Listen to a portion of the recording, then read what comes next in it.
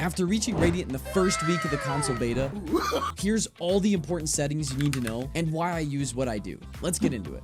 Starting in general, there's 3 main settings that you need to look at. Starting with the minimap. Rotate map with player is an absolutely essential setting that everybody should have on no matter what. There's essentially 0 downsides to this, and it just makes it easier to recognize where exactly you are on the map when you quickly glance at the minimap. Change orientation based on side should be off, and keep player centered on is up to you. There is a major advantage to having this off, however. Having this off gives you a full map view the entire time. The disadvantage being it is a little bit harder to find yourself on the minimap from a quick glance. So for newer players, having this on isn't a bad idea, but if you're confident it's not going to mess with you, turning this off is definitely an advantage. The last one is vision cones. Vision cones are crucial to be able to see where your teammates are looking and when to be able to peek off of them and play off of your teammates. Next, we'll move on to mature content. This is completely preference, but personally, I think the corpses look weird, and I like the look of the little symbols instead, but that's completely up to you. The last one in general is enemy highlight color. This is preference, but I strongly recommend everybody try yellow. It's widely agreed upon that yellow is the easiest to see compared to the others, and I think in general for most maps yellow does stand out the most, but it's kind of up to you.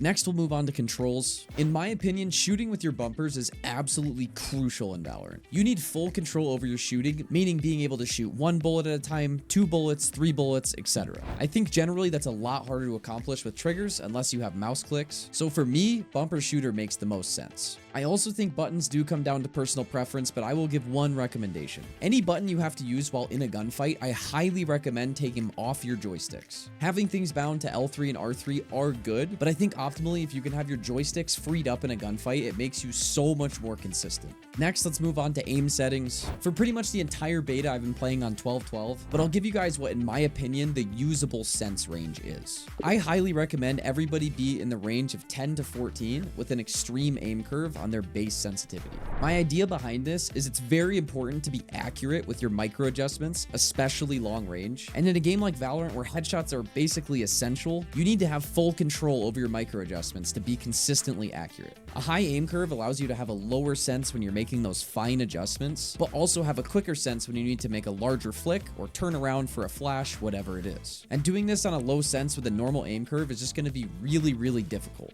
I personally never really use focus mode much, so I haven't played with the sensitivities, but I'll kind of go through my idea on this as well. I play on 12-12 with a heavy aim curve for the other 3. I honestly feel like the increased aim assist and adjustments to your aim curve just feel kind of weird, so I go down to heavy and it makes it feel more like my base sense when I'm in those modes. And like I said, with the high aim curve, I don't have a problem making those fine adjustments pretty consistently, even on a high sense. I also currently have my inner aim dead zone at 0.13, as well as my outer aim dead zone at 1. I would keep your outer dead zone at 1 no matter what, and I would play around with my inner dead zone anywhere from 0.05 to 0.15.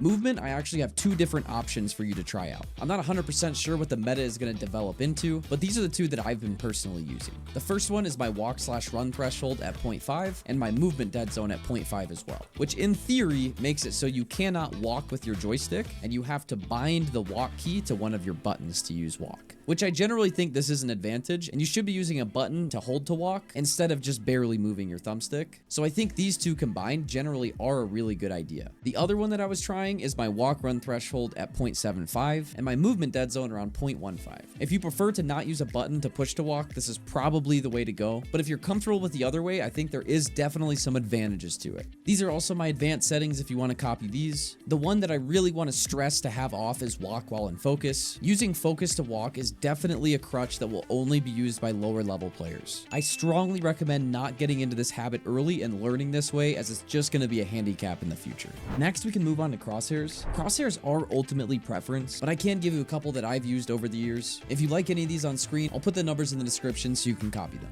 Lastly, let's talk about audio real quick. I personally like to have my voiceover volume at around 40-50%. These are just all the voice lines in the game of all the agents talking. You definitely do want to be able to hear these audibly, but I find that in tense situations, sometimes the game is just yelling at me. And I don't like it. I also recommend turning your video volume down so this doesn't happen when you look at your skin previews. The last thing we're going to talk about is HRTF. Myself and many others swear by this setting on PC, but I'll be honest, on console, it just does not sound right. So personally, I have it off right now, but that might change in the future. I'll keep you guys updated.